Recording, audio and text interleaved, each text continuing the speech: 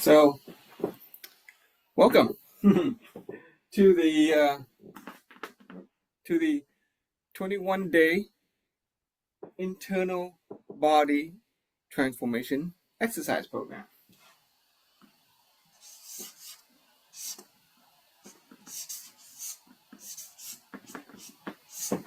Okay, yeah, good. Okay, 21-day internal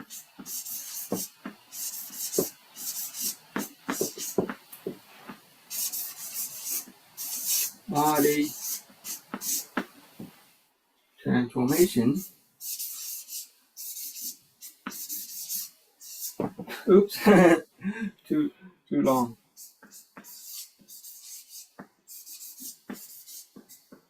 Transformation. This is the first time I've written in a big board like this as well. Okay, 21-day internal body transformation, and we're going to try to brand IBT, okay, as the English phrase for Thay Gần Đổi Cốt, or until the organization comes up with a better word for it. Okay, see if we can lower that a little bit. Okay. Let me get some water. Hang on, I'll be right back.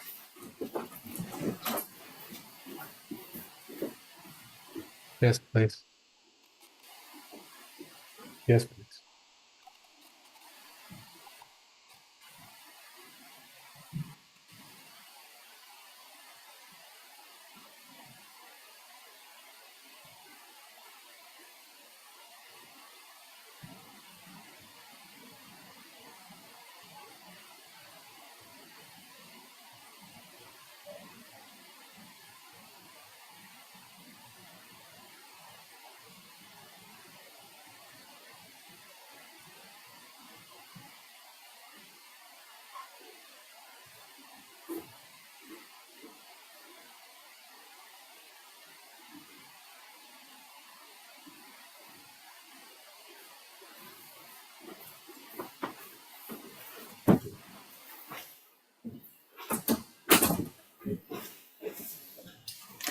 You can read that, right? Yeah, you can read that. Okay, good.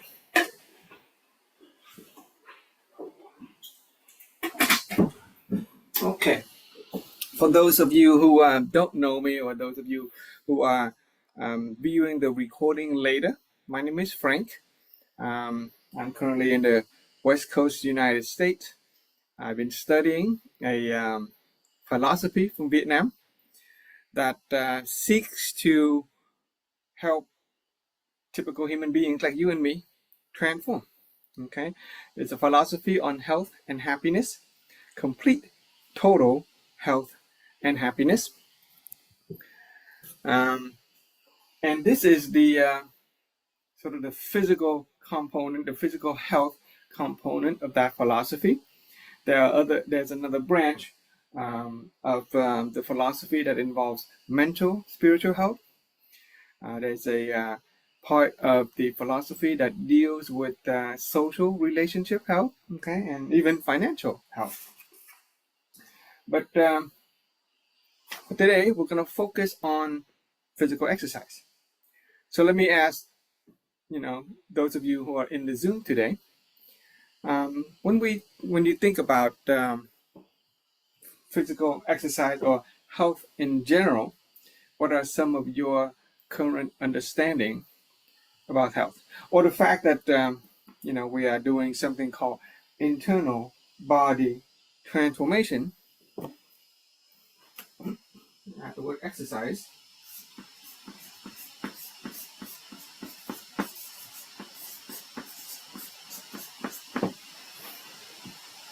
And what does this word mean to you?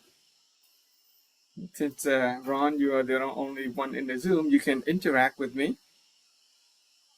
You've seen people do these exercises. You've been introduced to it already. Why don't we start with what you know?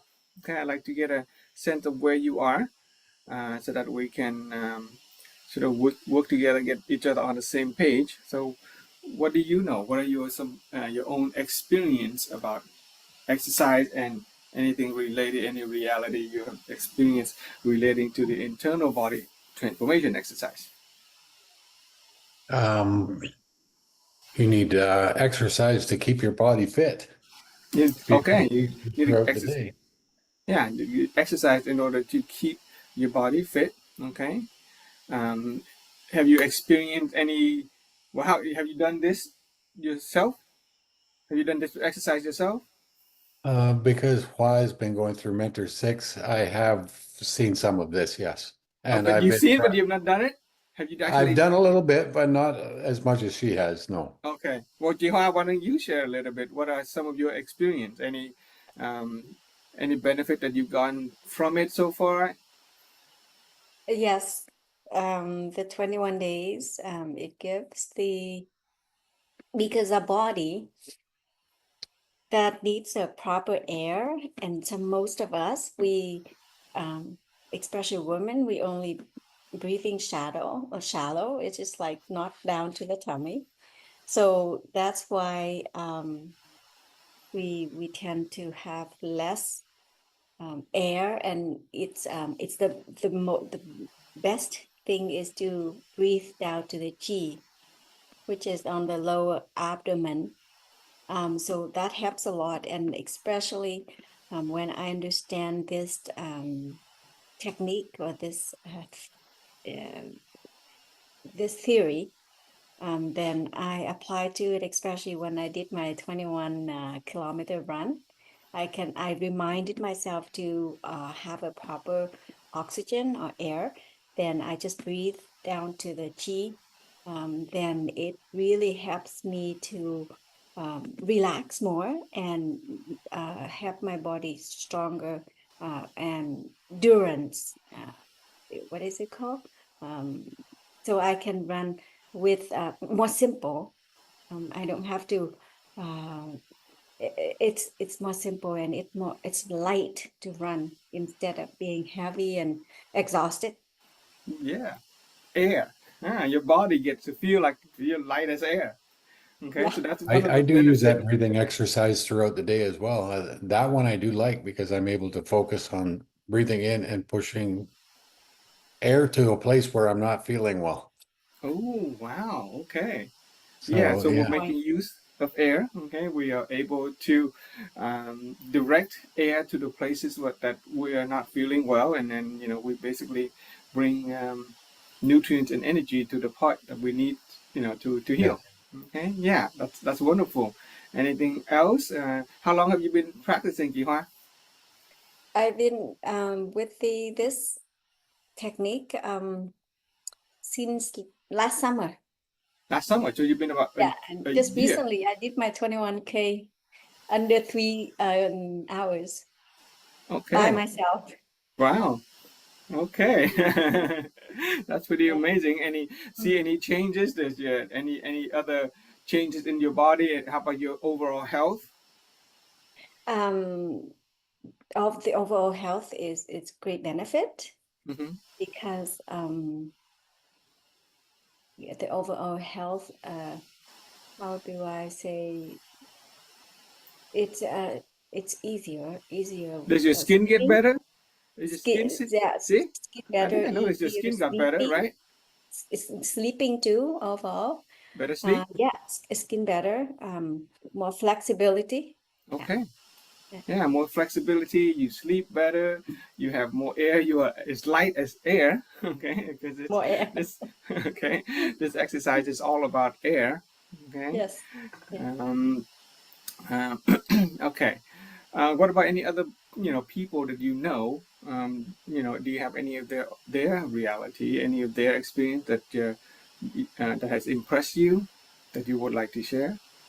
Yes, Miss Anna Lee is on the line to say hello. Hello, hello, chị Anna Lê. Yeah, xin chào thầy Vương ạ, chào cô Hoa Đình. Hello, Hello. Miss Phương and Miss Harding. Today you look very nice. Yeah. Yes. So this is our first English, tryout for sharing the exercise, okay, the internal body transformation exercise. The first day we're just gonna interact, just get some sharing, some reality checked. We'll go into some principles and theories about the exercise itself, and then starting on the second and third and the day we'll get into the actual movement and what this exercise is about. But let's get some background and some introduction. And let me ask you, have you done this exercise before in a Vietnamese program or anything like that? Thay gần đổi cốt is a Vietnamese term for that. Chị Lê, Anna? I'm connecting to my headphone because I cannot hear clearly. Okay, sorry. Can you hear now? You're asking Not me clear. earlier. I can share mine while Anna is connecting. If I hear at the result from the other people is with WIT organization. There's just super many stories, success stories about even elderlies. Since they have this knowledge of air and the G to distribute, how to distribute air into our body, they very much younger. They are stronger, and some of them, their body is like feeling 20 years old. And because of this exercise, the WIT recently have more than 500 people who did half marathon in Da Nang, Vietnam, that has 60 through over 60 countries who does marathon every year in May in middle of Vietnam. And WIT had a lot of finish rate. It's like the success rate is pretty high for the organization compared to the other organization because of this theory, this knowledge that they were able to use the Qi energy to push down. If for example, in my friend who did this race, this half marathon, she used that. If her part of her leg was tired, you just use that. Then she feel at ease and she run instead of concentrate on the pain, and the pain disappeared, which is almost like magical, and it is true. Yeah. Instead of focusing on the pain, okay, we focus on the positive aspect of the exercise. Okay, there's a part of the mental training that is involved. There's a part of that is emotional and spiritual health that's involved in this. And the people that complete those marathon in Vietnam, there are people who complete Ironman competition, triathlon competition. Triathlon involves what is it? Swimming 2 kilometers, and then after that you get up and you bike for 90 kilometers, and then you run for 21 or 42 kilometers. They're just regular people. They're not traditional athlete. Okay, traditional athlete who compete and complete in those triathlon, those Ironman competition, have been training for years. But the people who have been studying this philosophy, this practice, they're just regular people. You and me. Some of them never raced before. Some of them never even run before, and they are able to compete and complete triathlons. So there's a great benefit, and it's miraculous. Some people, don't believe in it. When we first say that we can train triathlete to be superhuman, or we train normal people to be triathlete, other people don't believe that. But with this exercise, with the understanding of how to move your energy, your chi around, become light as air, then essentially we can exercise for a very long time. There are there are world record, there are world record holder in this program, in the exercise of squat, right? Squat, right? You just do like this, squat. Normal people would get tired after just a few hundred.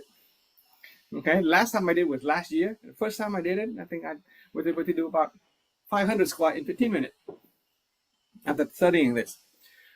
Long ago before that, when I was really 20 years old in college, I did 400. Okay, and I couldn't even walk after a week after doing the 400. But last year, after practicing this program, I was able to do about 500 with squat, and I had no problem, for the rest of the day. Well, guess what? The world record holder is a young woman. After practicing internal body transformation, can do what? 23,000 squat in 5 hours. Okay, I think the men world record holder is like some 30,000. So it sounds ridiculous. It sounds out of this world. It sounds fake. But when you understand how the human body really works, when you understand the foundation of the movement of air, when your mind and your spirit is balanced, then you don't really get tired. Exercise is fun for those people. In fact, when we interview people who hold the world record, we tell them, how is it possible that you can do 20,000 squats? And they would say things like, I didn't do 20,000 squats. In fact, I only did one squat. I did one squat, but I just reset every time I do the one squat. I just happen to repeat the one squat 20,000 times. So that's a totally different perspective and awareness when it comes to exercise. Most people, when think about doing 100 squat, 500 squat, 1,000 squat, we get tired even before we begin. But the people who understand the philosophy, the mental, spiritual, and emotional and physical health philosophy that is involved in internal body transformation, they have a different perspective, different awareness about exercise. They don't do 20,000 squat, they just do one squat. Happen to repeat that 20,000 times. So one of the things that we will learn is we will learn how to relax. We will learn how to reset. And when it comes to repetitive exercises, and obviously we'll learn how to strengthen our internal body, right? Our joint, our muscle, even our soft organ, especially our soft organ. But most of the time when we exercise, we get on a treadmill, we do weight, when we think we're actually moving and working on the muscle, right? When we think about exercise, do we not think about muscle, right? The actual muscle mass. I have no muscle. A lot of people who master internal body transformation, they don't look any different. Well, they do look different. They just don't look bulky. Okay, they don't look bulky. They don't put on muscle mass. What happens is they look balanced. Okay, this practice enables a human body to go into a state of balance. So if you're overweight, well, guess what? You're going to go back to a state of balance, which is going to be your ideal weight, which means you lose weight. If a person is really thin and they're having trouble gaining weight, well, guess what? When they reach a state of balance, which is an optimal state of being, then they will actually gain weight. This is the only exercise where overweight people lose weight and underweight people gain weight. Okay. Oh, Anna, let's say, Mr. Frank, you look thinner than before. Okay, thank you for your compliment. Okay, thank you for your kind words. What about would you like to share anything of your own experience, Miss Anna? You can type it in and I'll read it, or if you can speak it, that'll be wonderful too. Okay, this is for the sake of other people who will be viewing this recording later. So, what are some of your own experience? Because my hearing is not as and not follow as you speaking. Okay, so it's, maybe you speak faster than I can hear. Okay. I'll try to slow down, okay? But this is your chance to speak. Would you like to share anything about your own experience with exercise?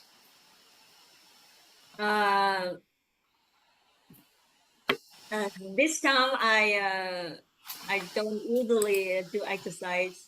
I do exercise not regularly, because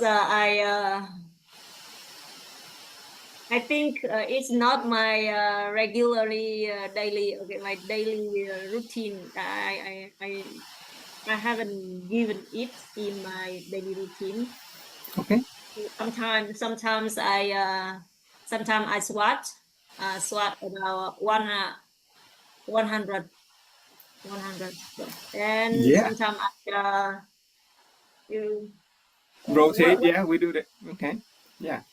what is it called? What does it? I don't know yet. Let's make it up right now. Let's call it. Vietnamese call I don't know.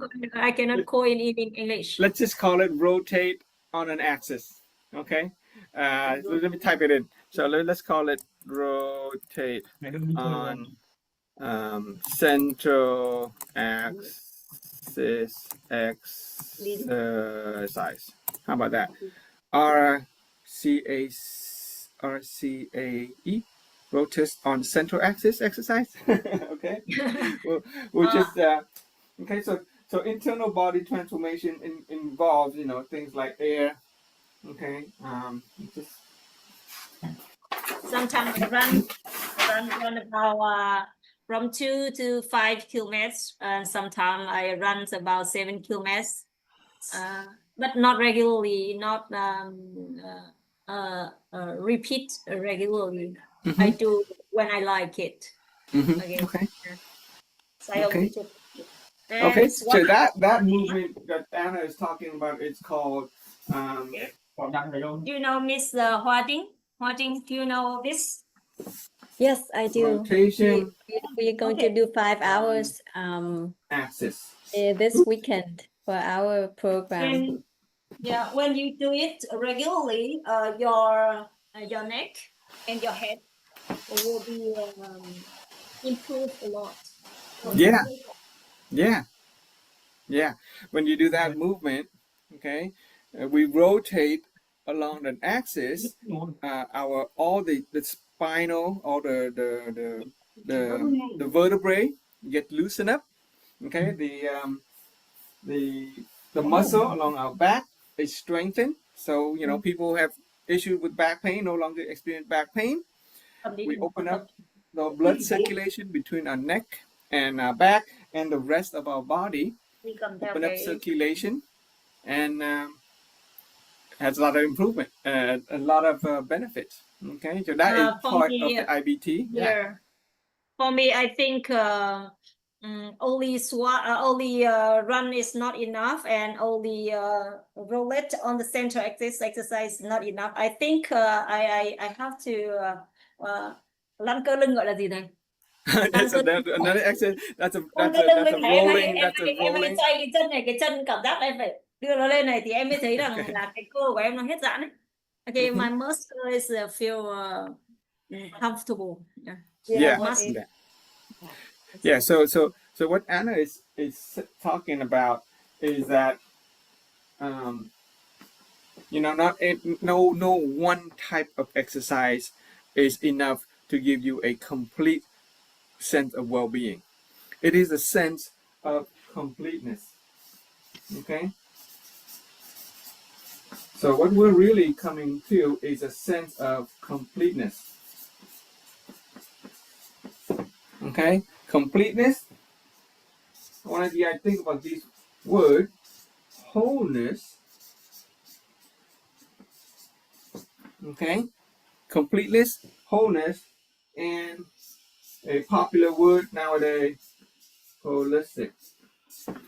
Okay, meaning total, complete, everything. Okay, so and not only wholeness, completeness, and holistic relates to different type of exercise, it also involves mental, spiritual, emotional as well. Okay, so I want to appreciate you guys for taking the time to join us this morning. Okay, it is a gift, an honor to me that you guys have taken the time to join us. Deanna, where did you get the link? Which group did you receive this invitation to this link? Is it from our English sharing group, or did you get it from another group that I sent out on? And Jihua and Ron, you guys, part of Mentors 6 and 7, you are welcome to share it with the Mentors 6 and 7. Very good. Okay. Yeah. Which group did you get the link, Anna? I'm Mentor 5 and Master 4 like you. Oh, okay. Alrighty. Okay. Okay, great. Okay. So you and I, we did the 5 hour, right? Last year? Oh, Yeah. wow. Okay, imagine doing this for 5 hours. So I said that you look thinner than before. Oh, so she knows me. Okay. I know She's you. been holding me in her mind and beholding me. So I'm grateful for you that you are beholding. Beauty is in the eye of the beholder, and if you see me looking better, that means your eyes, your spiritual eyes. Okay, you look better. You look better. Okay. Yes. All right. Thank you so much. I don't usually speak in English, so my recreation or my reaction is not very good, and maybe my listening is not as good as other people. So I hope that in future I can react better.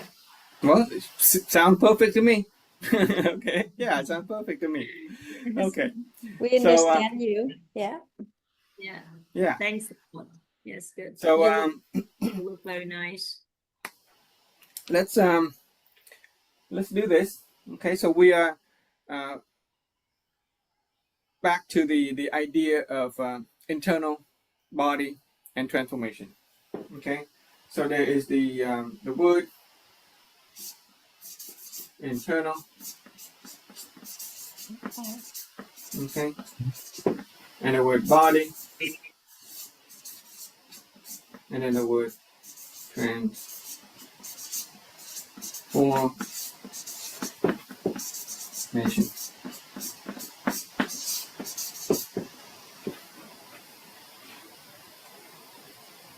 Body.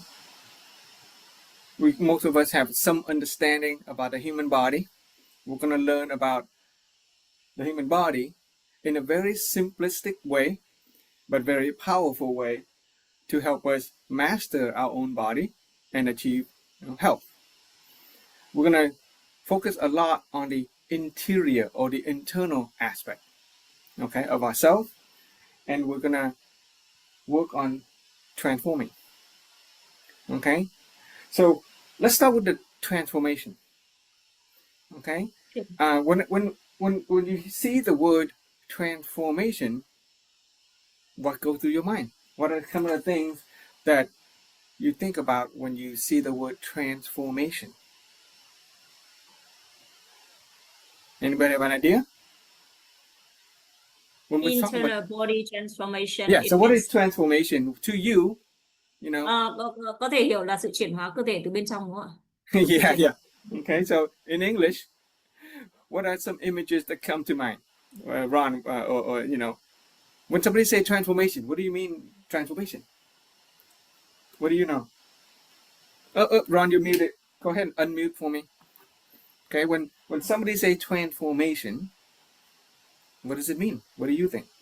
It's change, transforming, change in the body or change in anything, transforming. Change. Okay, yeah, change. Okay, when we say transformation, we think about change.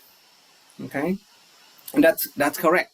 However, there is a special meaning to change, and there's a special way of changing that makes something transformative as opposed to simply change.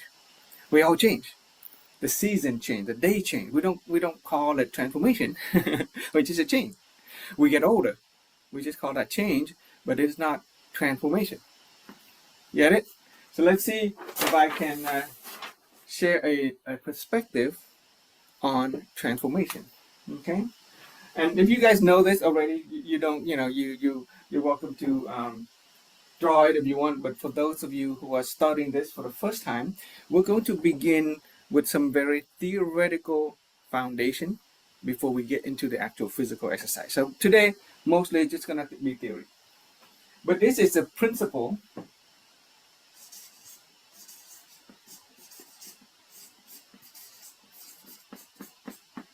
of transformation.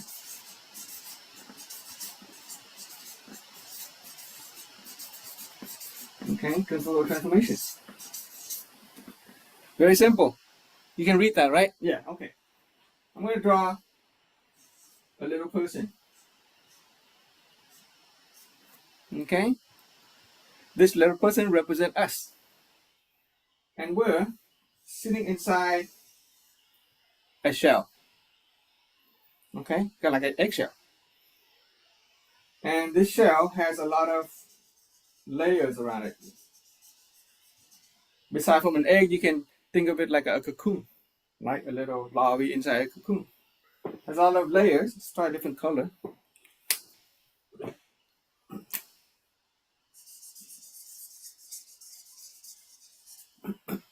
Yeah.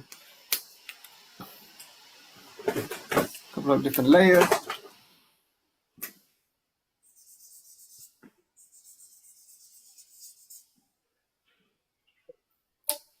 Okay. Now,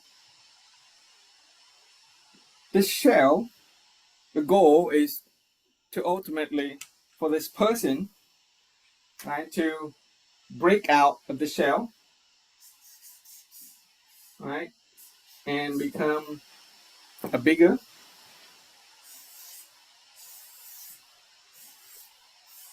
more mature person. Can you even see that?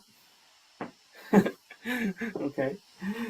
Bigger arms, bigger legs, big eyes to see the world, big happy smile, big belly, even hair and feather. Okay. So the goal is for this person who is sitting inside a little shell to grow and become bigger and better, more mature. And it is a process of transformation. And the way we use the word transformation because the idea is that when this person breaks out of this shell, he or she is going to be not only bigger and better, but very different.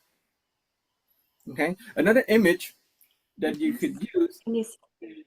is a caterpillar, right? You know, or a caterpillar, right? Caterpillar eats leaves. It's a little worms, a little, caterpillar.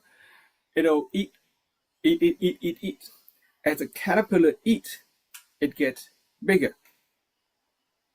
The more leaves it eats, the bigger it gets. But the caterpillar just gets bigger if it eats.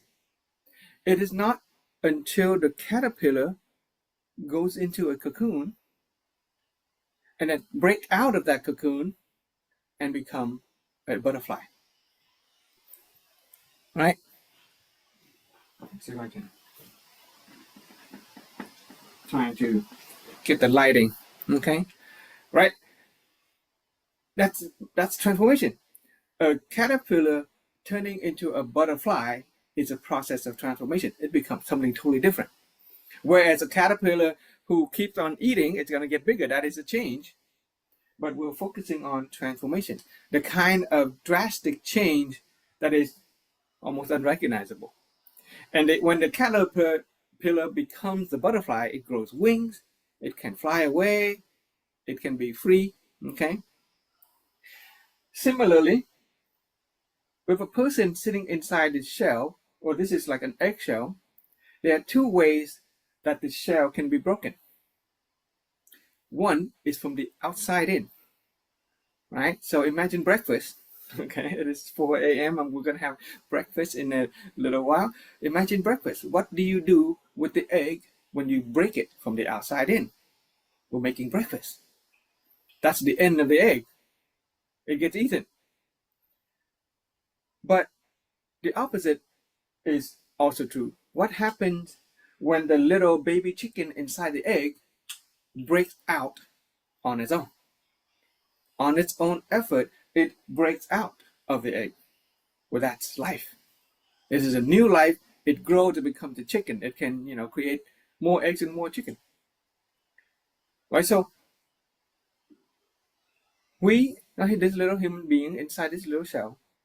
Two ways that we can change, and in fact, we're constantly changing.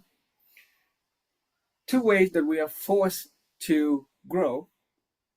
One way is we grow because we are forced to do so. Usually societal pressure, usually difficulties in life, challenges, pain and suffering, right? If pain is not enough to force us to grow, then usually bigger pain forces us to grow.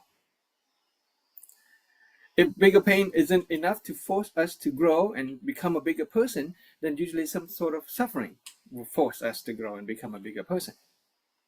And even if pain and suffering is not enough to force us to grow, then we wait for some great losses that force us to grow.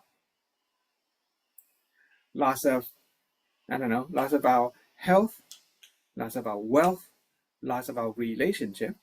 Usually people who experience those dramatic negative outcomes in life are forced to grow. They become wiser, they become more mature. Okay, and that's fine, but there's a price, right? The price of allowing pain and suffering and loss to be our teacher is that we have to pay the price. We essentially become food for society, right? So instead of waiting for pain and suffering and losses to be our teacher, why not proactively initiate the change? Why not proactively break out of this shell on our own? Right? For no other reason than love. Okay? Love for ourselves, love for our family members, love for people around us. Initiate the change from within. Okay? So there's a power of initiating our own change instead of waiting for external circumstances to force us to grow. And when we finally break out of this chain, we're going this shell, we're going to become a bigger person, more mature, more healthier, more happy, and we can actually create a lot of value for other people. Okay, and so I'm just going to run through some really quick analogy of this shell. Right, so imagine this is really hard shell, and it has actually 6 shells around it. Okay, 6 layers, like the cocoon with 6 layers. So one layer that is preventing us from becoming a more mature person is called self-trivialization. Okay, it is a limiting belief. It is a self-limiting self-awareness about ourselves. We think of ourselves as normal. We think of ourselves as small, insignificant, not be able to achieve anything, and therefore we don't try. We don't make the effort to become anything bigger or better than who we are today. Okay, self-trivialization is one of the major barrier to personal growth. Okay, another layer of the cocoon is fear of failure. Okay, fear of failure prevents us from trying. We may have some ideas, some plans, some goals, but because we are afraid to try, we are afraid that we would fail, so we don't try. Or maybe we did try and we fail and it hurts. We don't want to get hurt again, and so it becomes a shell, a comfort zone, and we stay within that shell and we don't try, and so we don't get better. Okay, our life doesn't get better. Number 3 is another shell, that is fear, criticism,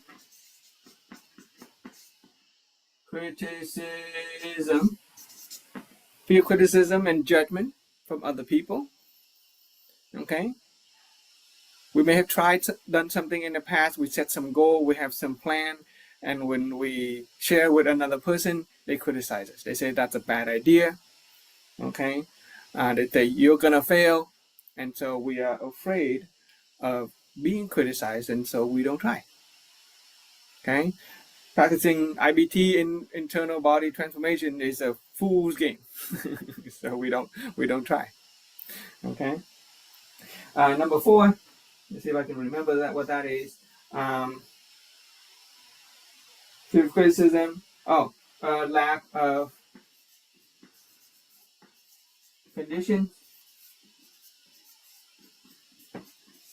Okay, lack of condition is another barrier to personal growth.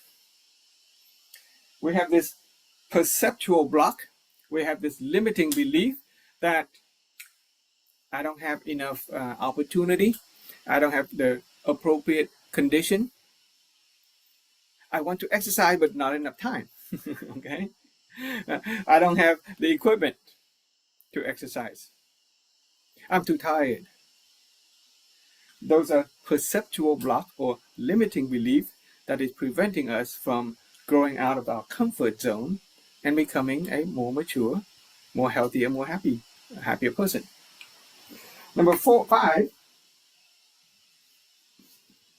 lack of knowledge. Okay,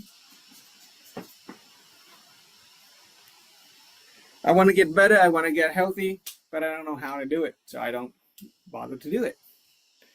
Lack of knowledge. It is another perceptual block, okay, or a limiting belief, a self-limiting self-awareness, okay, and finally, lack of future vision. Okay, that is perhaps the biggest block, the biggest and the hardest shell around this cocoon that is preventing a human being from becoming a bigger and better version of themselves. Let's see if I can make this person a little bit more clearly.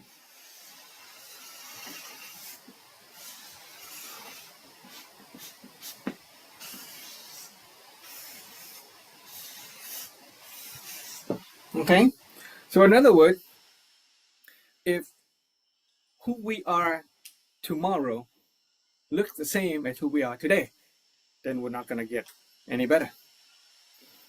All right, and that's why I'm very grateful for Miss Anna, who are able to see me having been different and better than who I was a year ago when we were in the same program together. It is the lack of future vision that is preventing other people, ourselves included, from becoming a bigger and better person. Okay, if we don't see our health, we don't actually see ourselves being healthier and happier, we're not going to initiate any kind of effort. So it begins with a future vision that we can create for ourselves, a vision, a mental image of who we want to be, how healthy we are, how happy we are, that is going to allow us to initiate the change from within. Okay? That is a fundamental principle of transformation. Okay.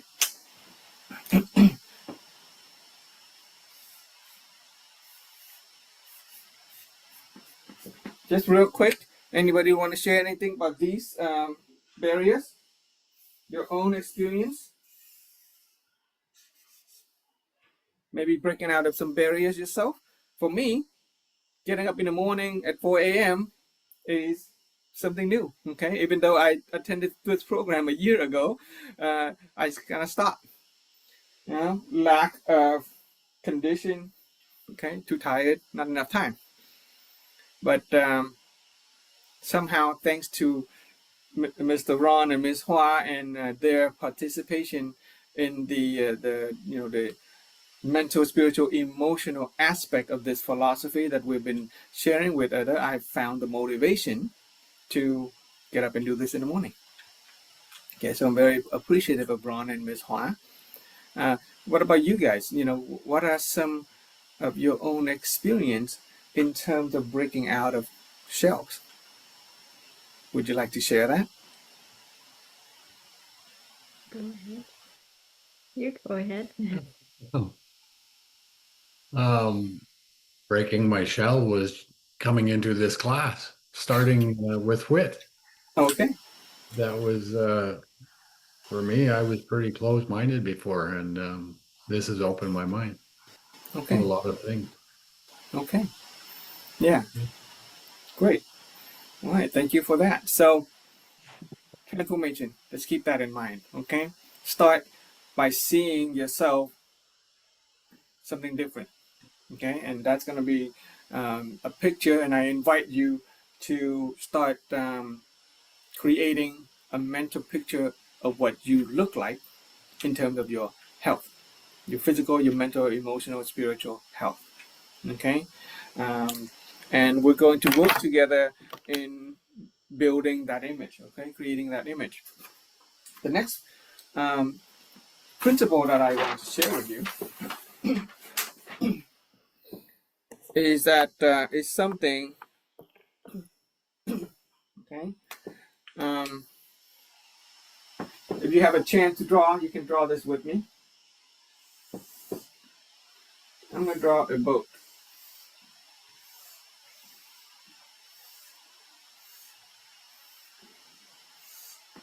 Okay, like a Vietnamese boat. Okay, I'll draw a person on it. Well, for example, just a boat.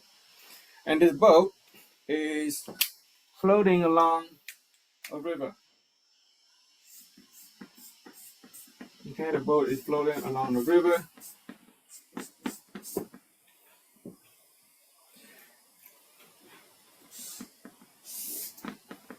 And this river has a current that goes from point A to point B. Okay?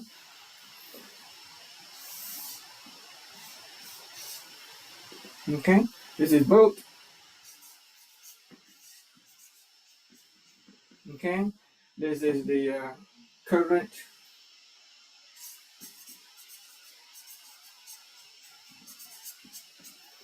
And the direction of the current is to go from A to B. Now imagine that you do nothing. Imagine that this boat just floats along the current.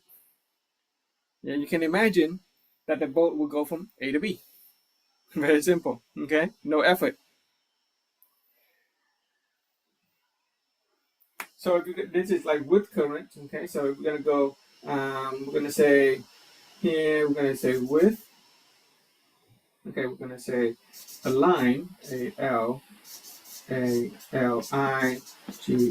aligned with current. Okay, so one way to go about it is you just let the boat flow along the current. Now, of course, you can imagine there's the opposite. Okay, so you can actually try to go against the current.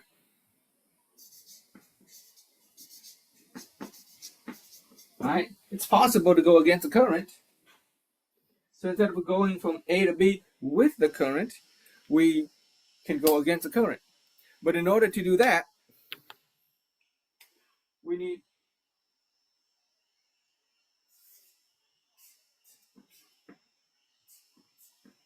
effort. Okay? In the first scenario, if we just let the boat float with the current, we can go from A to B. Very simple, with no effort.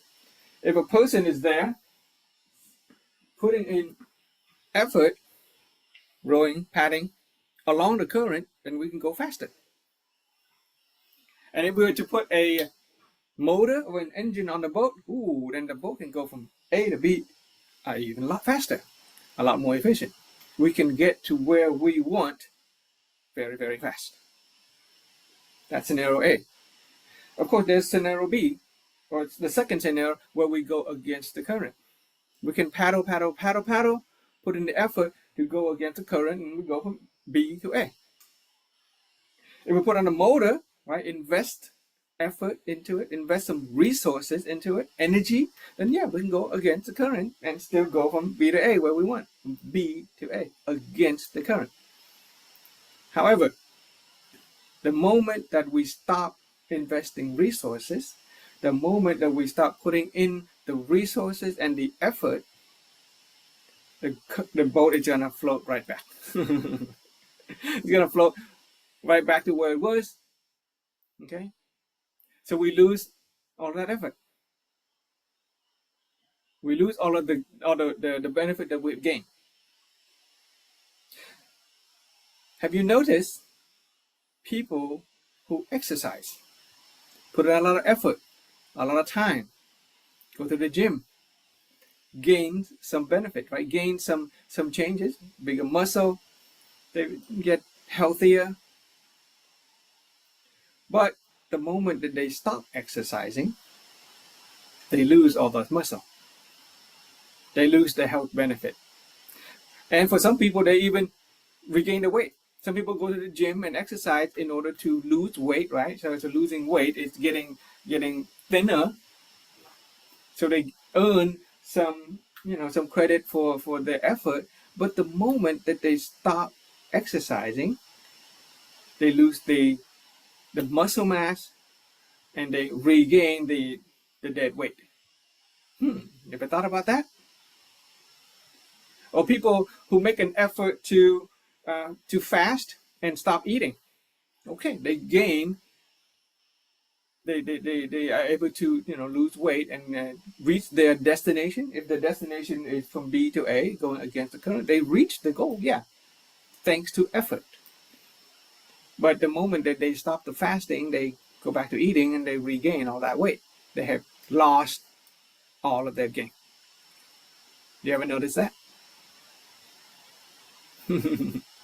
Yeah, right. Anybody experience a situation where we put in the effort, and it could be in finance. Okay, it could be in the relationship. It not doesn't have to be just physical health. There are many things in our life that we put effort in, we invest resources in order to achieve a certain goal.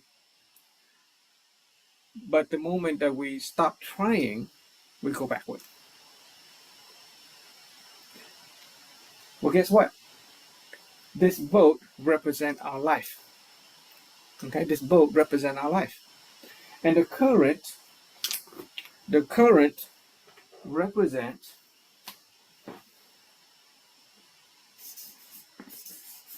principles, okay, and natural laws. Principles and natural laws. Principles and natural laws are the kind of things that govern our world, okay, our universe, our life. It has a certain flow to it. It has a certain direction to it. If we are smart enough to align ourselves with principles and laws, then we can get where we want, from A to B, with very little effort. And if we have the resources, we can invest resources and effort, paddle the boat along the line of the flow, then we can get to where we want much faster with very little effort. But if we go against principles and laws, against universal principles and natural laws, then guess what? Yeah, we can get to where we want, B to A, but the moment that we stop, we're going to go backward. And we have to pay the price. We have to pay a much steeper price for going against universal principles and natural laws. And oftentimes, those prices will take the form of pain and suffering, losses. Remember that picture of the transformation principle?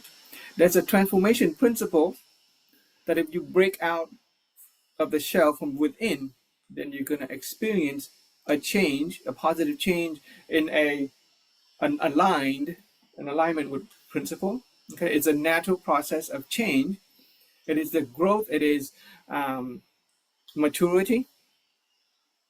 But the opposite is true. We can let, societal pressure, we can let pain and suffering be our teacher, then we still change, but we pay the price of going against the natural principles and universal laws. And for some people, the price is really steep. They lose body parts. They lose people in their lives. They lose their fortune. For some people, the loss is so great they cannot even recover. Okay? So here, we're going to work on our health.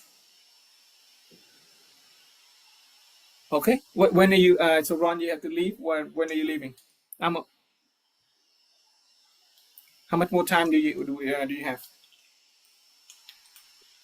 5 It's more okay. minutes. Okay, that's fine. We're just gonna keep going until maybe 5:45 or something, because I have to go to work too. Okay, I'll be listening on my phone. Okay, another 45 minutes, 50 minutes or so, talking about principles and natural law. Okay, you guys get that? Okay. I have about a half-hour drive, so I'll be listening. Awesome, great. So yeah, so the lesson here is that yes, we all have goals that we want to set. We all want to go from certain, from A to B.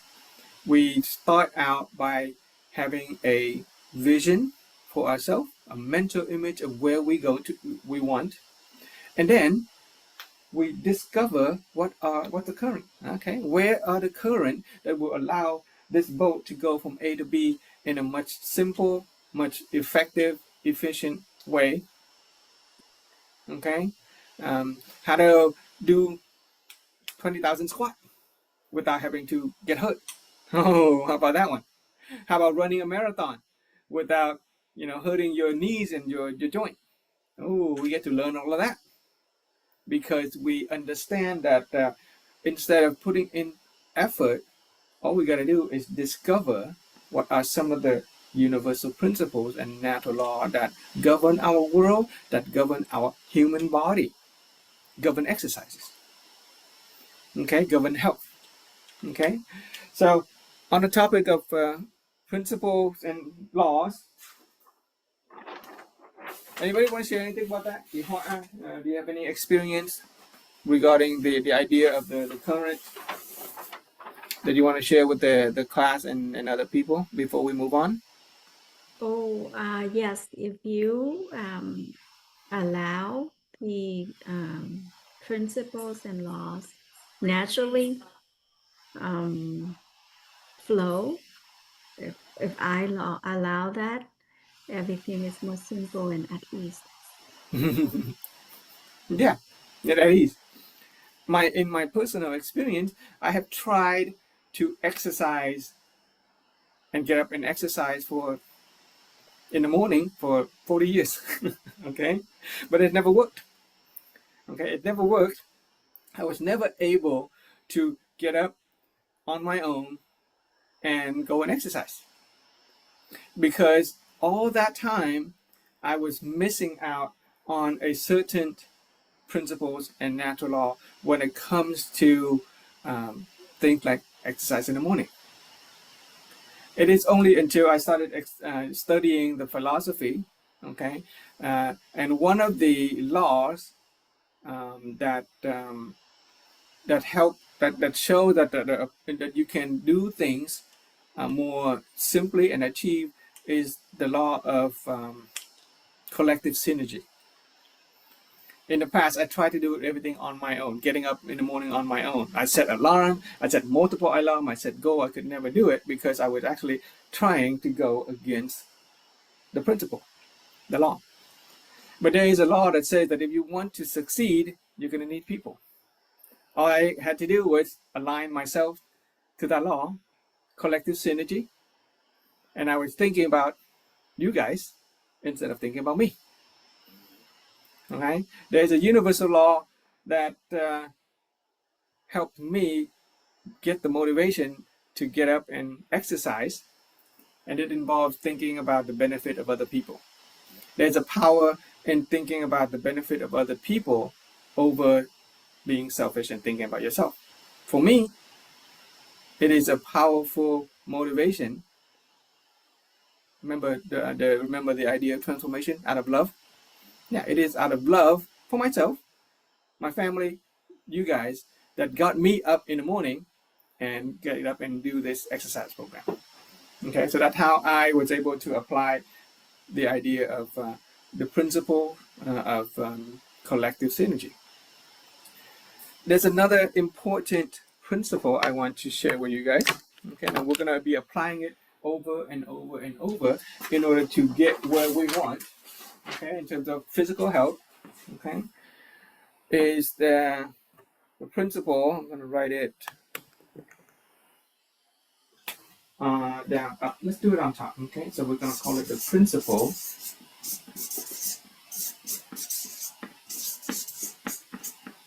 of light. Okay, principle of light. Early on, Yihua was mentioning how once she discovered how to control her air, she feels very light. The kind of activity that we do, the kind of exercise that we can complete, it feels very light. Okay, that's just a play on word. But here, light. When I'm talking about light, I'm talking about that light. Okay, in the room. But before that, let's. If you have anything to draw with, you are welcome to draw a rectangle, and we're going to call it dark room. Dark room. Okay, so imagine if this rectangle represent a dark room. Okay, this room when it's dark. Now, principle of light, when you think about light, it is natural to assume that light has a opposite for darkness. Okay, light and darkness, there's this duality to it. Wherever there is light, there is no darkness. Wherever there is darkness, no light. Okay, principle of light basically say that there is light and darkness. There's a duality to it. Now, the question is, what's the simplest way to brighten up this room? What's the simplest way to brighten up the room? You can type in the chat. Turn on the light. Turn on the light. There you go. Okay. Even my 3-year-old son knows how to bring light into the room by turning on the light. Flip the switch, open the window, light a candle. You bring in the light. Okay, let's keep that mental image in mind. You bring in the light. You open the window, the sunlight comes in. You flip a switch, electricity goes into the light bulb, the light floods the room. Okay, we light a match. Okay, the light from the match fills the room. You bring in the light. So the simplest way is to bring in light. Okay, you simply bring in the light. Okay, now theoretically speaking, if light and darkness is a duality, you can somehow remove the darkness. Okay, if somehow you can remove the darkness,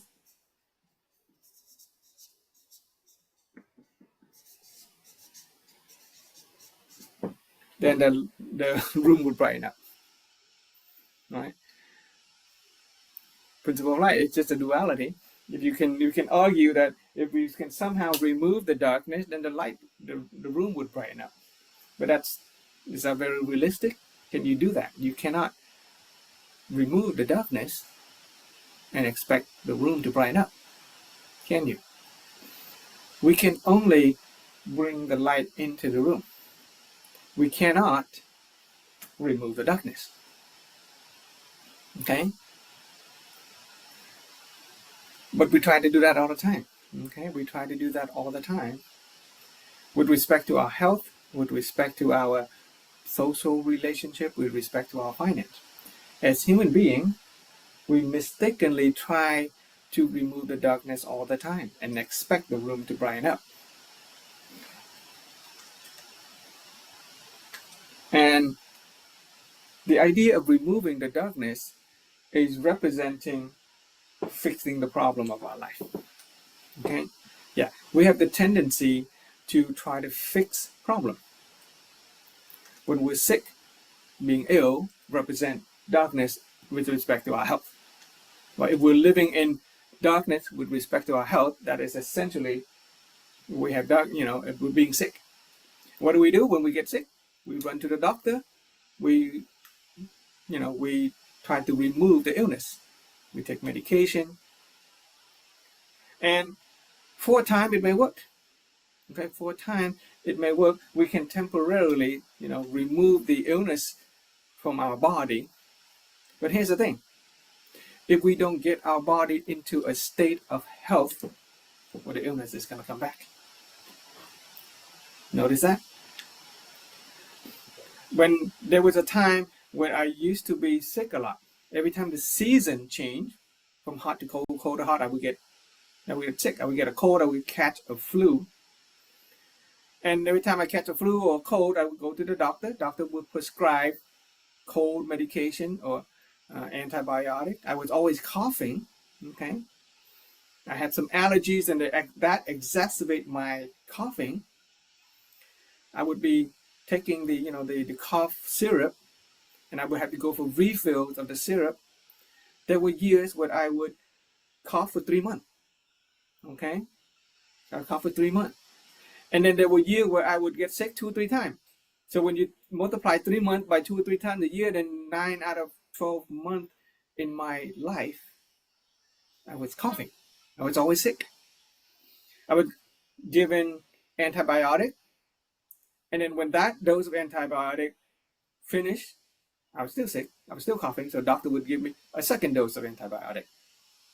So for many years, I spent my life trying to remove the darkness from the room, the darkness of, cold and flus, just simple cold and flu. And I can temporarily remove it with medicine, but since I didn't have the light, since my body was not in a healthy state, then the illness just come back. That's the problem. And nowadays, do you notice that people are dependent on medication to remove the illness, but the illness comes back?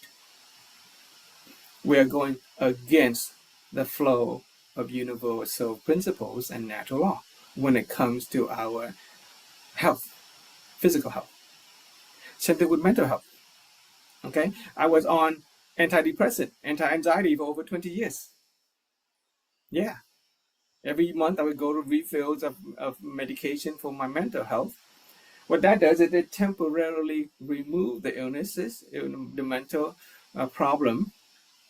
But if I go a day or two without the antidepressant, then I would get depressed. I would not be able to function. Okay, the darkness comes back.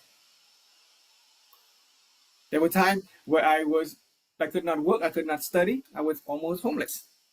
I never had to sleep on the street like, the homeless people you see on the street. But I did for many years sleep on the floor of a rat-infested office building. That's how sick I was. Okay, no job, no relationship, okay, no finance. I was almost homeless.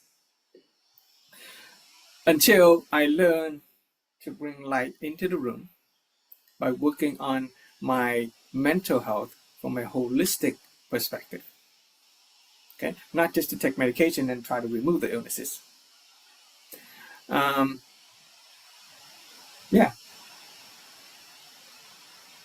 And speaking of that, let's draw a different picture of this this house. Okay. So I want to bring your attention. So we can redraw that house a little bit one more time. But this time we label it inner self.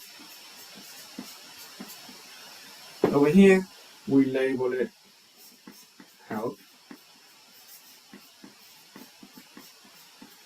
Over here, we label it social relationship.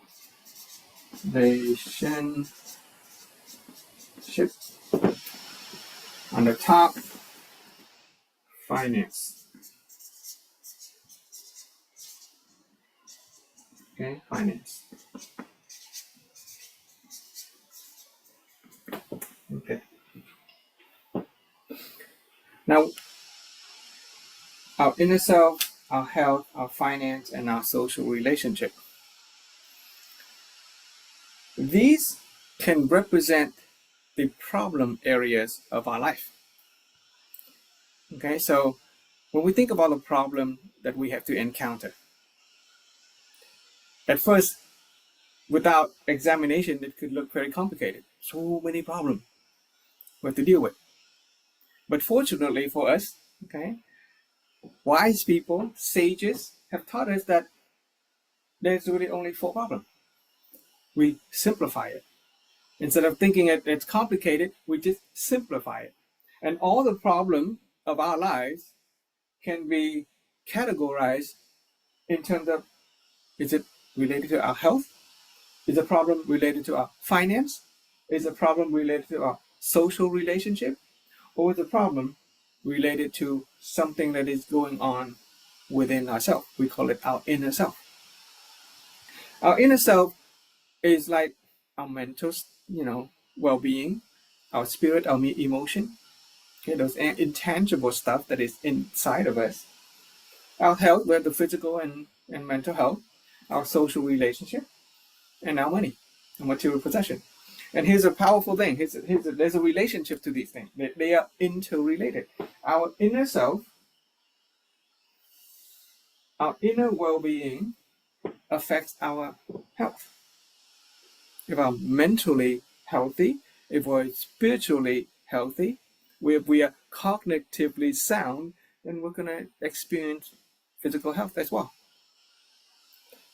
Our inner self relates to our finance. A person who is positive, who's happy, who's outgoing, well, guess what? They can make money. They can go to work. They can start a business, generate a lot of money. It relates to the finance. A person who is happy with themselves, confident, okay, really have good social relationship. Who wants to be around people who is, no confident and negative? Our health also affect our social relationship. Okay, if you're well, if you got good health, then you can afford to interact with other people, right? And vice versa. People who have a lot of good social relationships tend to have good health. Just ask people who have a lot of families and friends. The opposite is like if you're isolated, you have no social relationship, like myself, it's going to affect your health too. And if you have no social relationship, guess what? You tend to be depressed. It's going to affect your inner self, affect your emotion, your spirit, your mind.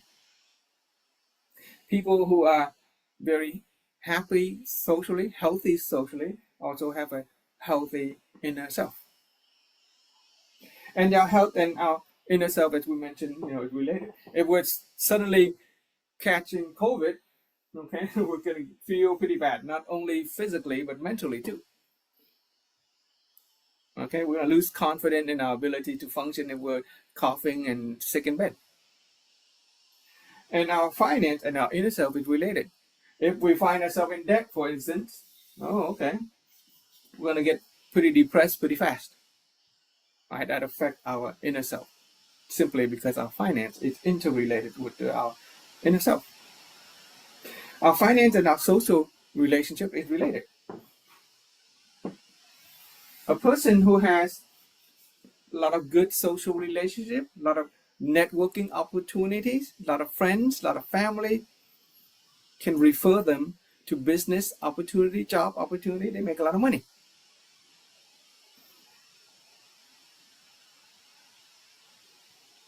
On the other hand, our finance also affect our relationship. When we find ourselves in debt, we will also lose friends. Nobody wants to be around a person who's in debt, and nobody want you to borrow their money. They're not going to be able to trust you to pay back. On a negative sense, a person, let's say, is in a marriage relationship, but if their marriage relationship falls apart, they get divorced, for instance, half the finance goes away. Okay, you see that intimate relationship between finance and social. And of course, our health and our finance are related. Okay, if we're healthy, we can make money, we can work, we can do business. But if we get sick, let's say cancer, then we can't work anymore. We no longer make money, but we have to use our finance to trade for our health. They are interrelated. Okay, and a person who is happy and healthy can make a lot of money. And here's the thing: we earlier we talked about the principle of light, right? Dark room. Okay.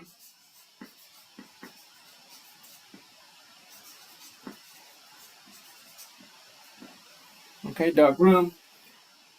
People try to remove the darkness all the time.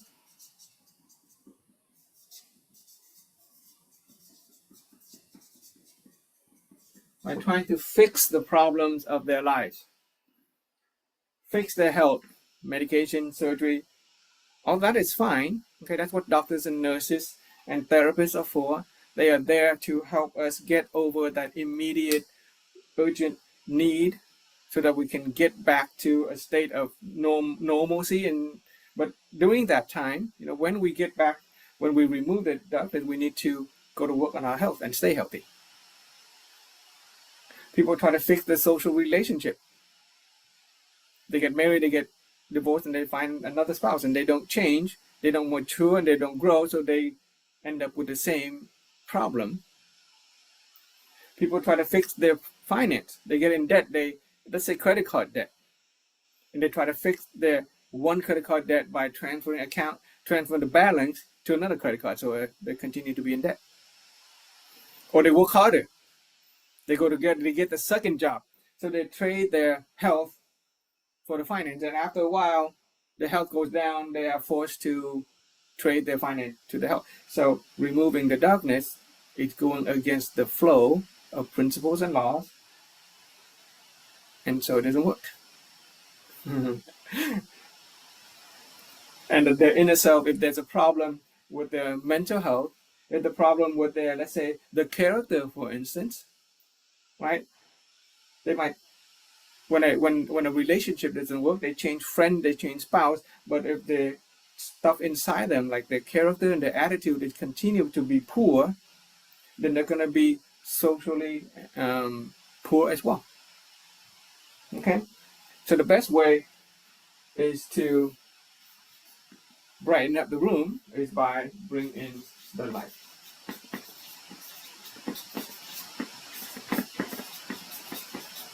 Okay, including exercises.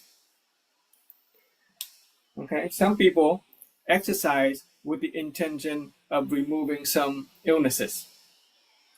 It may work temporarily, but the moment they stop exercise, the illness comes back. Some people exercise with intention of losing weight. removing the darkness. If overweight is your darkness, and you exercise in order to remove the weight, you remove the darkness, the weight. The moment we stop exercising, the weight comes back.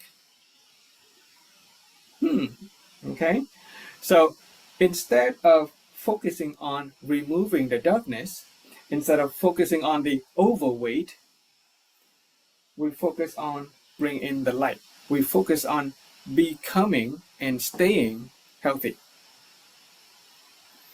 Right? Health, a state of health is the light. When we bring health into our body, when we bring a state of health into our life, then there is no room for darkness. There is no room for illness.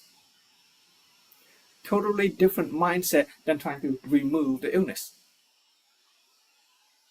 Okay? So this is a powerful, powerful principle that before we start exercising, we need to understand this fundamental principle called the principle of light. That we exercise not in order to remove any problem, any illness. I'm not a doctor. I cannot, treat your illness. If you are sick and you expect to do exercise, yeah, you may temporarily alleviate your pain, but the pain's going to come back until we focus on bringing the light in terms of health. We focus on becoming healthy and staying healthy. Okay? Yeah? Thank you, Miss Ann Tang, for joining us. It is Miss Ann Tang. I owe a debt of gratitude for Miss Ann Tang for sending me some of the lecture from the master. So I've been studying the lecture that Miss Ann Tang has been sharing with me, and I'm taking the opportunity to share it back to you guys in English. Okay, principle of light, powerful, powerful stuff. Keep that in mind.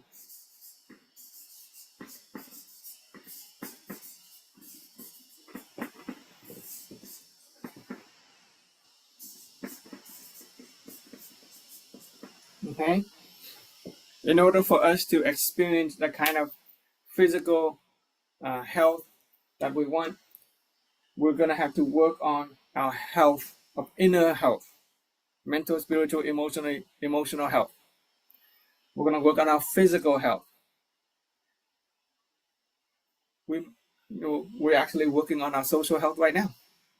You probably didn't notice that, huh? But you and I, are actually exercising our social relationship health right now. Our interaction. Okay, by interacting with other people, our affinity with other people, our attraction with other people goes up. We create value simply by being in the present, in the zone. Okay, that is why I am very grateful for your presence, and I'm honored by your participation, especially those who turn on the camera and those who are speaking. Already, we're getting healthy. Already, we are getting healthy. Okay, you may not have noticed it, but the social relationship we are working on right now is already gone to work in improving our mental, spiritual, emotional health, our inner self. It is going to work on raising our physical health. And for some of us, before we know it, will create opportunity for us to make money. Okay? So on the topic of health, let's do a little bit of interaction about health. Let's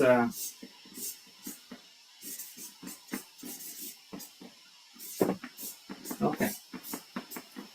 Let's do a little bit of interaction about health. Okay, what do you know about health up to now?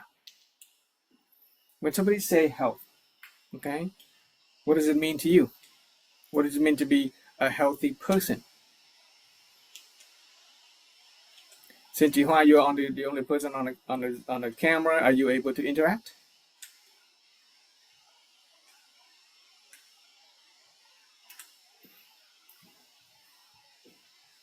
Are you able to interact with this one, Ji Hua? Health. What do you know so far? At least what do you know before, with or even now? When somebody say health, what does it mean? It means to stay alive, to function. To function, yeah. It's so important that with health, I can do so many things. I can interact, I can live a more meaningful life with good health, and staying healthy with physical body and mind, mentally and physical. Yeah, mentally, physical as well, right? Mental health. It is an unfortunate, how do you say, case or situation when oftentimes we meet a friend and we say, "How are you?" And instead of telling them how they are doing well, they would talk about their problems, the health problem instead of the health. There's a fundamental between health and health problem. When we think about, our, let's say, digestive health, okay? Do we know what digestive health look like? When we talk to a person ask them, okay, how's your digestive health? They'll actually tell you about the indigestion. They'll tell you about the gas. They'll tell you about the acid reflux, the bloating, the constipation, all that. Those are not health problems. Those are not health. They are problems. They are disease. So there's a major misconception about health in the world today, that when we are talking about health, people are actually thinking and talking about disease. Fortunately for us, there is a international body of scientists and doctors who gives us a pretty good definition of health. And it is the World Health Organization. Okay? The World Health Organization has a definition of health in their constitution that says health is a state of complete physical, mental, and social well-being, and not merely the absence of disease or infirmity. So let's write that down, okay? Physical,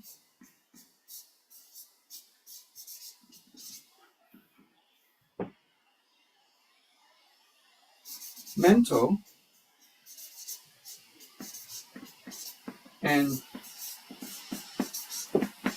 social well-being. So health is physical, mental, and social well-being. And then there's a second part, not merely the absence of disease or infirmity. Not merely the absence of disease or infirmity. That's important, because when you think about it, a person who is healthy is a person who doesn't have any illness, who is not sick. Okay? But a person who is not sick is not necessarily healthy. A person who is healthy is not sick. But a person who is not sick is not necessarily healthy. I can remove the sickness with medication and surgery and all that stuff and therapy, but if I'm not in a state of health, then the sickness will come back. And that is why the World Health Organization, WHO, gives us a definition, a very complete and holistic definition of health. And there's that second part, not merely the absence of disease or infirmity. So instead of removing our illnesses, what we go to work on is get to a state of health. Okay? So first of all, most people don't even think of physical, mental, and social to be important aspect of their health. Most people don't even have a definition of health. They just think about their own pain and suffering and diseases. People have a clearer image of being sick than an image of being healthy. Lack of future vision. If they see themselves as being in as much pain tomorrow as today, then that, that future is clear, but it's a bad picture. Now we invite you to change your mental image. Create a new vision for the future, a vision of health, a vision of physical, mental, and social well-being. Okay, and since we're operating on principle of life, we're not going to mention the second part of the Constitution on health beyond today. We're just going to focus on physical, mental, and social well-being. Physical health. What does it look like? Okay, do we even know what it means to be in physical health? Well, when it comes to physical health or physical vitality, right, that's why people exercise, right? Exercise is mostly focused on physical, so we're going to be focusing a lot on this, okay? But I'm going to write everything out, and you see the big picture. When it comes to physical health, there's strength.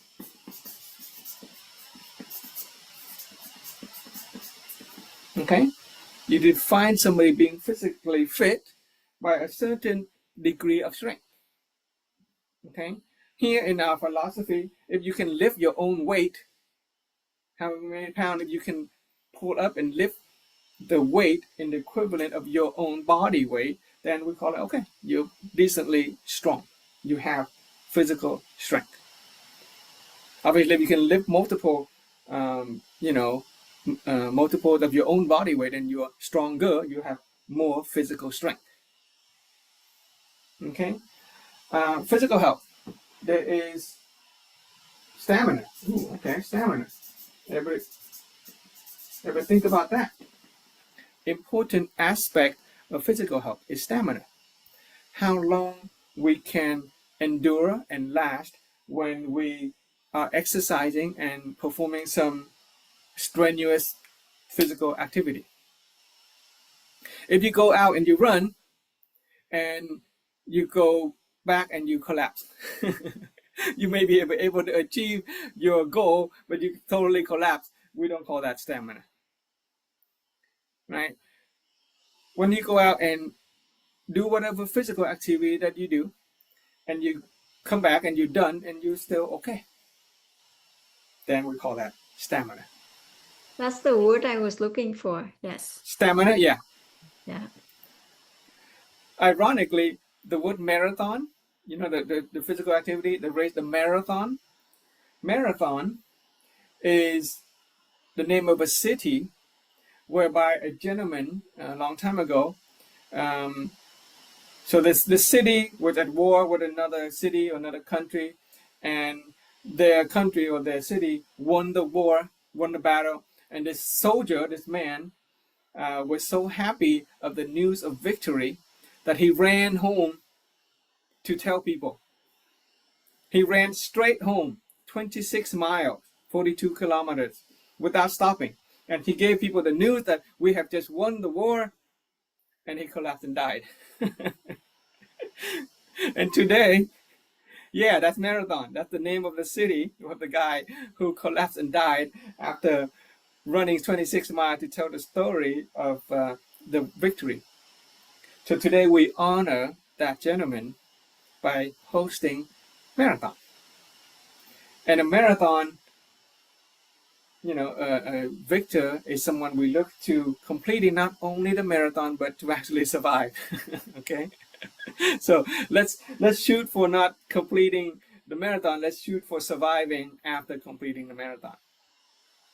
Okay? So when it comes to physical exercise, anything, in our philosophy, if you can do it for 4 hours, we say that you have stamina. Last year, I had the pleasure and the pain of doing the axis rotation for 5 hours. Okay, and I was able to make it. Okay, so the record was what? Does anybody know? I think 21 hours. Oh yeah! Imagine doing this, keeping your hands up all day, all night long. 21 hours. I think 2 people did it. For somehow it's 2 women. And then I think the person who do 23,000 squat, that's 5 hours. Okay, that's also a woman. Stamina. Okay, if you can keep any kind of physical, relatively strenuous physical exercise for an extended duration of time and not die afterward. Okay, that's stamina. Physical health. Okay, yeah, physical health. Speed. Okay, speed. Okay, yeah, if we do something and we can do it in a relatively fast amount of time. If we join a Ironman competition, okay, anybody can finish, the Ironman competition. That's already a good, that's an excellent achievement. But if you can achieve it in a certain amount of time, I think Ironman competition 8 hours or something like that. If you can do it within that amount of time, then you have speed. Physical health is defined by speed. Right? Imagine a very muscular person can lift a lot of weight, but is slow to move around like a turtle. Well, then we get to question if that is really physical health, or at least he's incomplete. Right? Early on, we were talking about the idea of completeness when it comes to health. Speed is an important part. Okay, there is flexibility.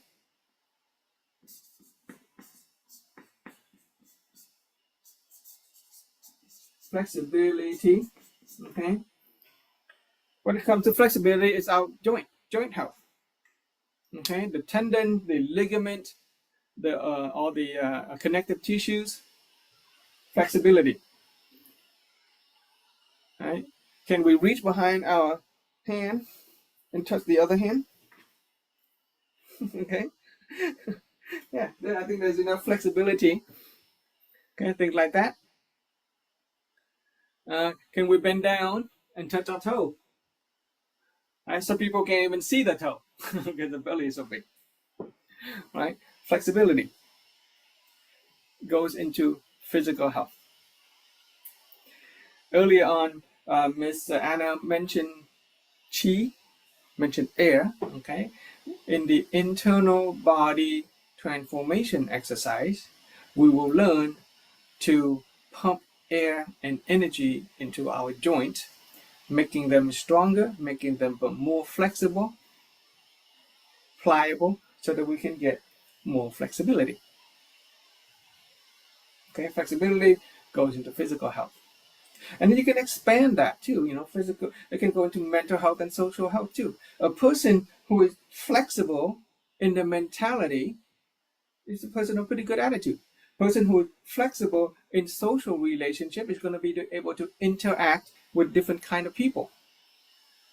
Right? Their perspective, their judgment, they're not obstinate, they're open-minded. Okay, so you can apply, you can extend these physical attribute to mental and social health as well. Flexibility. What's the next one? We talk about stamina, which is endurance. I had the other one, number 5. Balance.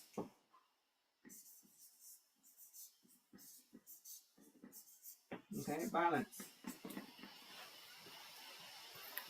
Balance is simply the idea that your right side and your left side are in equal symmetry, okay, relatively equal symmetry. Most people are not balanced. Most people are either right-handed or left-handed. My right hand has more strength, but my left hand has more dexterity. When I thread a needle, I think I thread with my left hand. When I wash my face, for some reason, I would take the water into my left hand and put it on my face with my right hand, but I turn on the faucet with my right hand. Okay.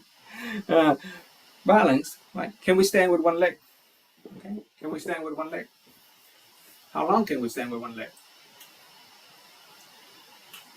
Okay. I think I can stand with my right leg a little bit better. I'm okay when it comes. Yeah, I think my right hand, my leg, I can stand with my leg. The other one better. This one I'm a little off. So we're going to work on our balance. And balance can also be, attributed to our mental state. A person who is negative all the time, they're going to be depressed, angry. They're not going to be able to attract the kind of positive circumstances and people into their life. Person who is too positive, for instance, too, I don't know, I can't even think of I've been practicing balance. I can't even think of an unbalanced term.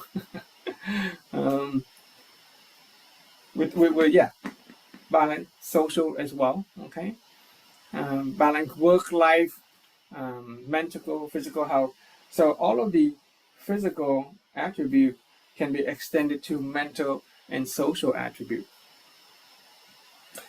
But let's talk a little bit about mental health. Okay, in order for a person to be in a positive mental health status, well, first of all, don't go to the psychologist.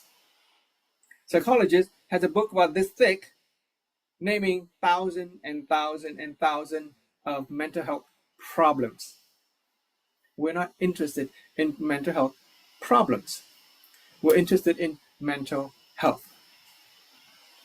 And how do you come to a state of mental health, a total completeness? It's actually very simple. We are so fortunate, okay, because we have sages and wise people who teach us we only need to work on 3 states of being. Okay, the state of, let's use a different color.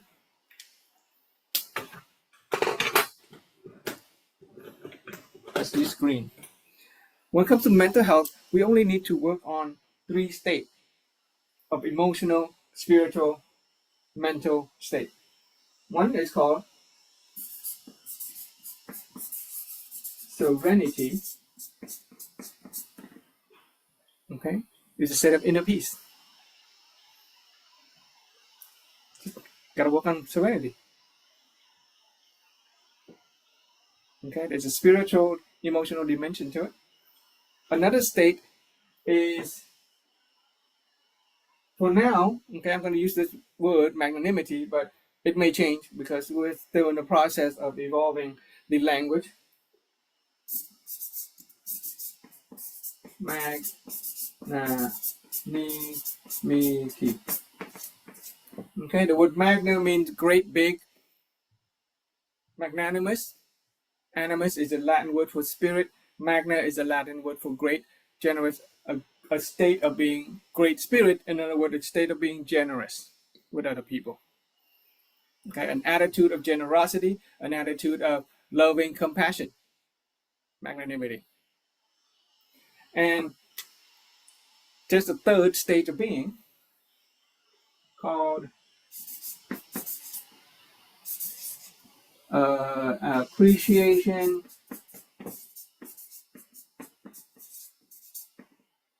and gratitude. Okay.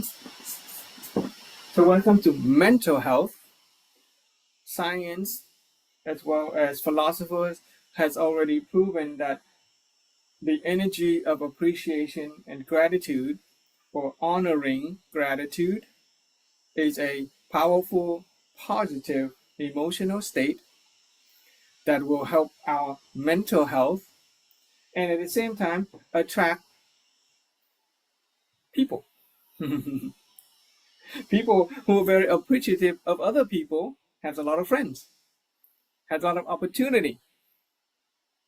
Appreciation and gratitude, magnanimity, serenity, we will apply those in our physical exercise. In fact, when we interview the people who do 23,000 squat, they say they do that. The only way to be able to do ridiculous amount of squat is to enter a state of serenity, inner peace. Because if your mind is thinking about how hard it is, how many more do I have, how much time has passed, how much energy I have, when your mind is in turmoil, you're not going to be able to do any of that.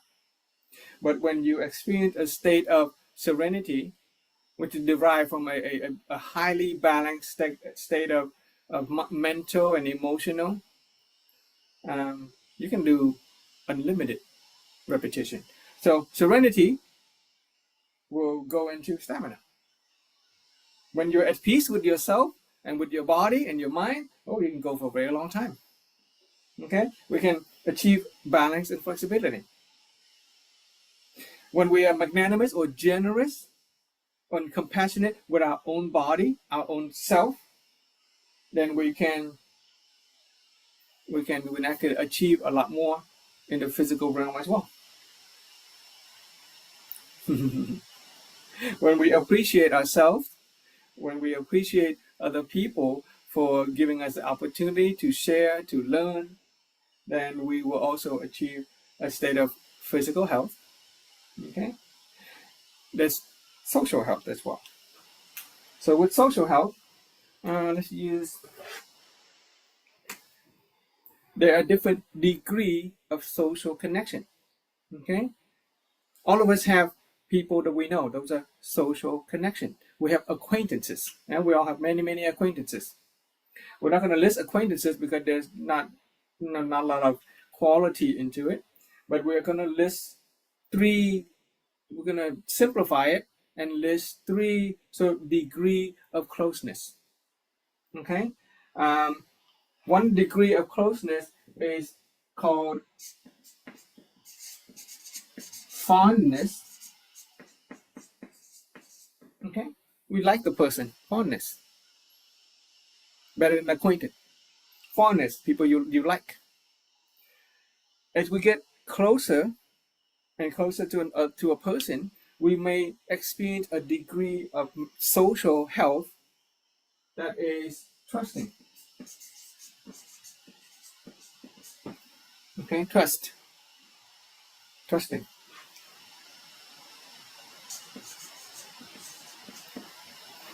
Imagine what life would be like when the people around us are the people we can trust.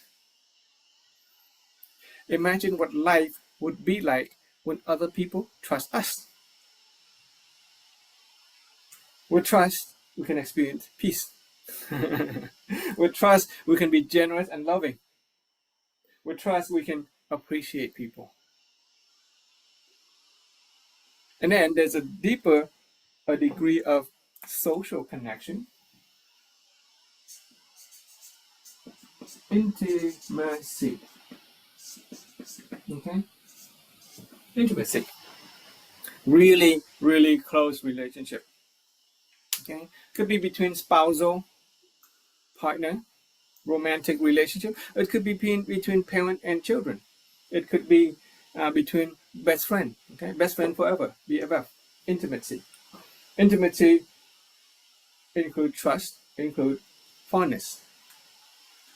Imagine what life would be like when you have a lot of people that you can experience that kind of closeness, that we can trust them with everything but our own life. Life can be pretty easy, peace. We can be generous. We can give ourselves fully. We can appreciate and be appreciated. And all of that, now you kind of see, imagine these are Lego bricks. Okay, those little Lego bricks. And each these pieces, when they fit together, they build our house. They can build a house. Okay, and we can call that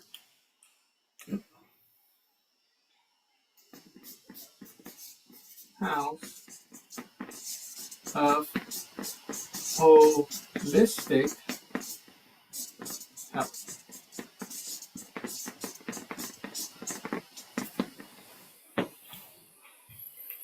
Right? Already we're working on our social, our fondness and trusting. Okay, I like you guys. You guys like me enough that you join the Zoom.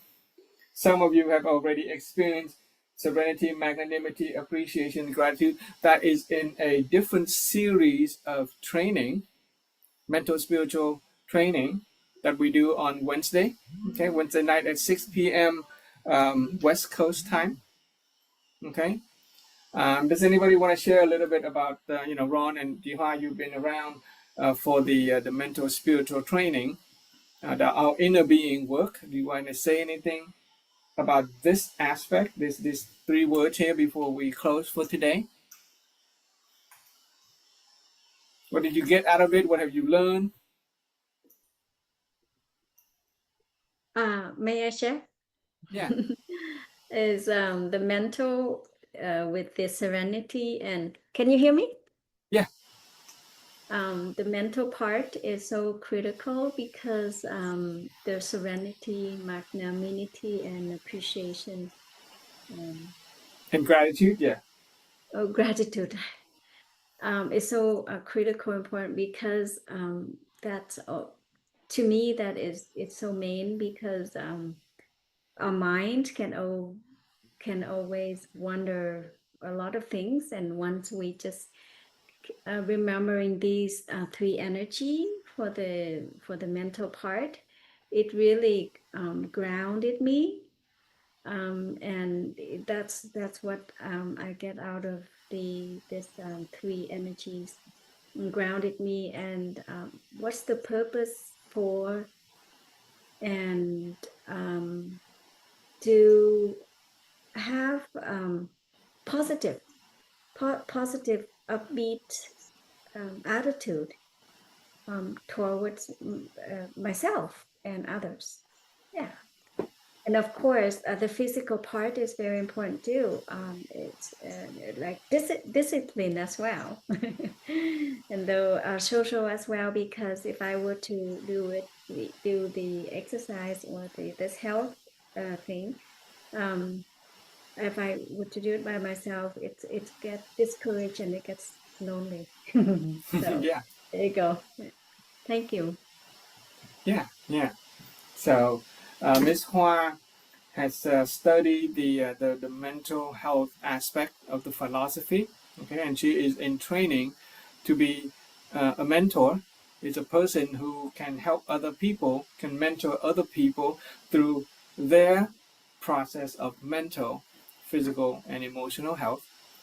Okay, and of course, we incorporate the physical health into it. One of the requirement for a mentor is to experience, to already have the reality of serenity, inner peace, the generosity and the compassion associated with magnanimity, is to be a person who is appreciative and grateful for everything and everyone. That is a requirement for a mentor. At the same time, a mentor of this philosophy is also has certain physical requirement. Okay, so I think Dihua, this year you are going to graduate and you are required to roll on your back for 6 hours. Is that correct? Yes. Right? Yes. Yeah. Yeah. Correct. Yeah, okay. The thing is that, Yeah, you get to do Oh. an exercise for 6 hours. It speaks to stamina and strength. Okay. It speaks to flexibility and balance.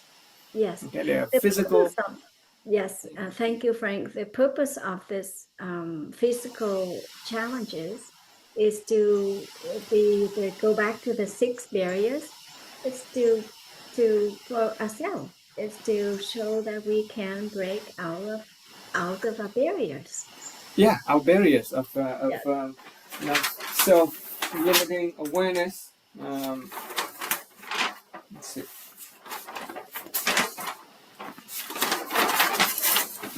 Yeah.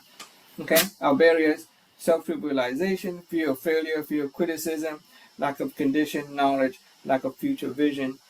And we break out of our barrier. We're going to transform to become a healthier and happier person. Yeah. What about you, Ron? Would you like to say something with respect to the mental, spiritual health that we have been discussing previously, especially these 3 attitudes that will contribute to our physical health and social well-being?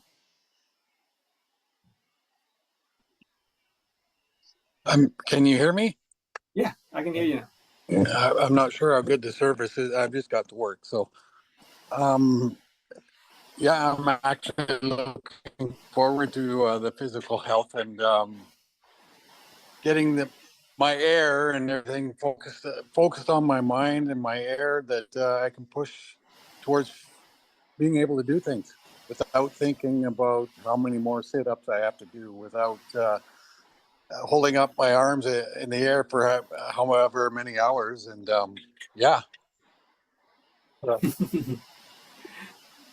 something I'm looking forward to. Okay.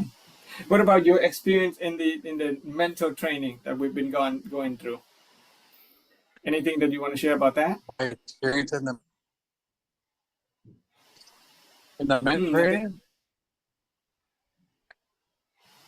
His reception's a little is not unstable right now, so we can get back to you, Ron, when your reception's a little bit better. I see Miss Ann Tran.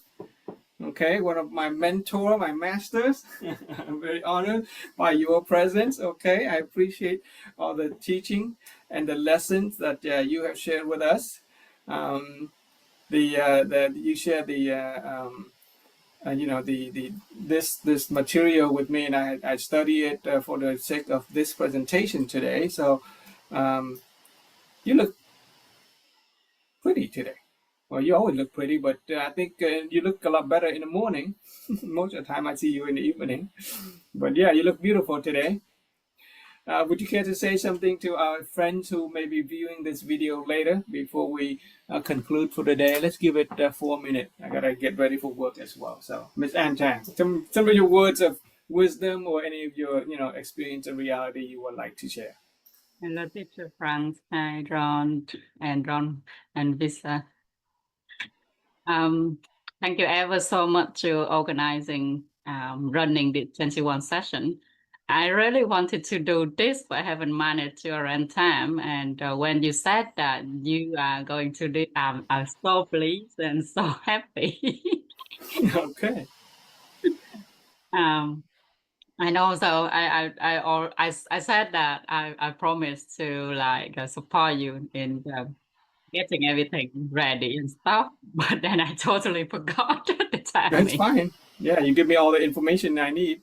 Because I really from Switzerland, me, my husband, and our friend, we went for the Ironman in Switzerland, half Ironman only. And we managed to manage to finish that. So it is quite good. Last year I done the Ironman in Vietnam, and I was doing cycling. We're doing relay every time, and this time I'm doing running, and I can see that the totally different. The differences in like the European group of people and like the Vietnamese group of people, they are significantly different. But they have the physicality part, and we have the mental and social part, which if the whole world can combine all this together, and everyone understand that the foundation is the mental health combined with social health, then our physical health gonna be improved or enhanced significantly. Yeah. So what? Yeah. So what? Running these sessions. Great. Okay, so what we have here is Miss Ann Trang is an Ironman athlete.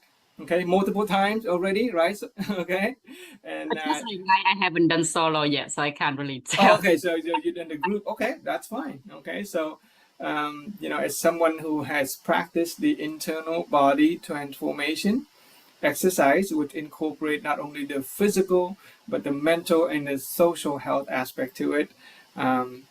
She's able to enter and complete the Ironman competition. Okay, she is now an official athlete. Okay, and you apply all the principles. You broke all the barriers, at least some of the barriers. You have a mental image or vision of what you want to be. Okay, physically, mentally, and you have already achieved it. How many years since you started practicing internal body transformation? With mental form. This is like maybe That's 3. only 2 years. Yeah. I did like do it throughout the time. I do it on and off. Yeah. Okay. You. In practicing internal body transformation. But my reality is that after 6 months doing it, I actually increased 4 centimeters in height. So What? You got taller in I got height? Oh my goodness, 4 centimeters. That's 2 inches. to be honest, it's I don't think my bone is actually extended any such, but it's because for so long, most of us, we have been standing wrongly, we have been lying wrongly, we're working wrongly, and that's how all of our bone structures has been decompressed. And I think because of this kind of exercise, it just relax and bring air into the whole body and extend and relaxing the whole of joints and everything. That's why they work as the way they should be. It's not like my bone get any extended. Anything. Yeah. Yeah. So with this IBT exercise, we get stronger, not heavier. Most of the time we get stronger because we have more air pressure, we have more energy. Okay, air is associated with energy. We'll talk about that stuff. I don't have much time to go into details, but yeah, I think that's going to conclude our gathering today. Okay, we'll see you tomorrow. Okay, very grateful for your presence. I'm so happy to see you, finally at the, coming to help us close the gathering today. Tomorrow we'll probably do a little bit of some warm up exercise. We'll share some principles, some more ideas on health, what it means to be light. Okay, what it means to be light. We're going to apply principle of light and how we're going to apply the principle of light to our body and literally feel lighter, stronger, faster, more flexible, more balanced. Okay? All right. See you guys tomorrow. Thank you very much. Appreciate it. I'll be coming on and off tomorrow because in the Okay. morning. That's fine. Thank you very much, Frank and everyone. Okay. Take care. Thank you, Frank. Adios. See you tomorrow.